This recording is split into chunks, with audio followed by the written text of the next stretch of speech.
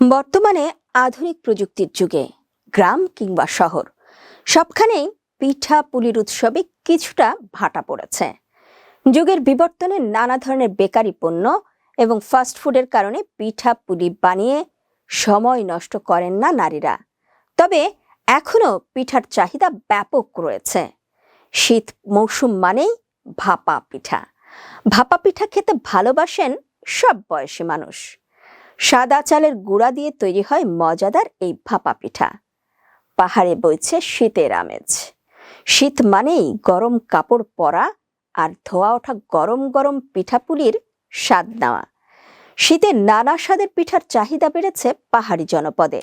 তবে রাঙামাটির বিভিন্ন স্পটে আগত পর্যটক ও স্থানীয়দের মাঝে ব্যাপক চাহিদা বেড়েছে কালো রঙের ভাপা পিঠার। জুমের বিনি চালের কালো ভাপা পিঠা নিয়ে দেখুন পার্বত্য নিউজের আজকের আলাপন। করে আবার করা লাগে, তারপরে এগুলা নারিকেল গুড় দিয়ে বানায়।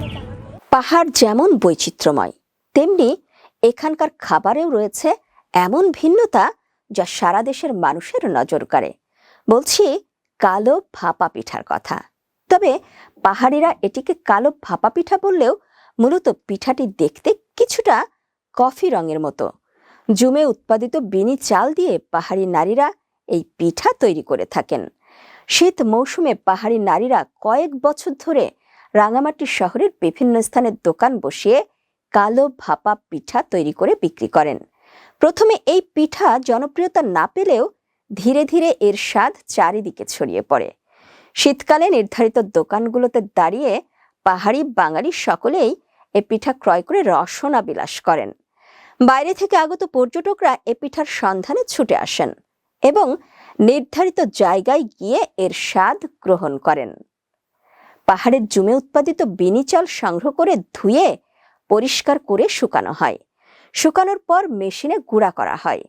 গুঁড়া হওয়া চালগুলো হালকা পানি এবং লবণ দিয়ে মাখানোর পর সেখানে কোরানো নারিকেল, পাটালি গুড় অথবা খেজুরের গুড় মিশিয়ে ভাপে দেওয়া হয় এবং কিছুক্ষণ পর নামিয়ে গরম গরম পরিবেশন করা হয়।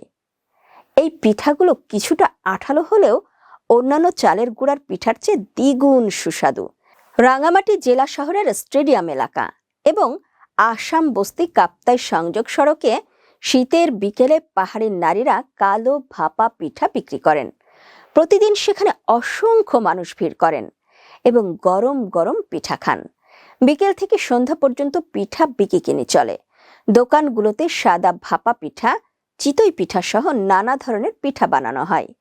বিনি চালের কালো ভাপা পিঠা ব্যতিক্রমী স্বাদ বেশি হওয়ায় পর্যটক ও স্থানীয়রা বেশি পছন্দ করেন। প্রতি পিস পিঠা 20 টাকা করে বিক্রি করেন বলে জানান পিঠা বিক্রেতা। প্রতিদিন 5 থেকে 6 কেজি চালের ভাপা পিঠা তৈরি করেন এক একজন পিঠা বিক্রেতা। এগুলো অরিজিনাল বিনি চাল। অনেক পিঠা দোকান, তবে আমাদের এই স্টোরে বা আমাদের দোকানে যা আছে সব জায়গায় তা নাই।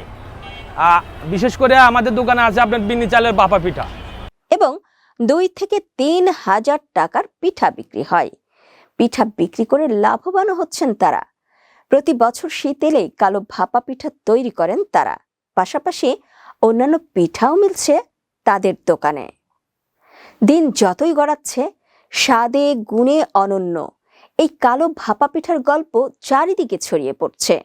জুমে উৎপাদিত বিনি চালের এই ব্যতিক্রমী স্বাদের কালো ভাপা পিঠার চাহিদা দেশের অন্যান্য জেলা কিংবা রাজধানীতে ছড়িয়ে পড়লে পাহাড়ের অর্থনীতিতে যুক্ত হতে পারে আরেক নতুন সম্ভাবনা এবং জুমের বিনি চালের কালো ভাপা পিঠা সারা দেশে আলাদা সুখ্যাতি অর্জন করবে, এমনটাই প্রত্যাশা স্থানীয়দের।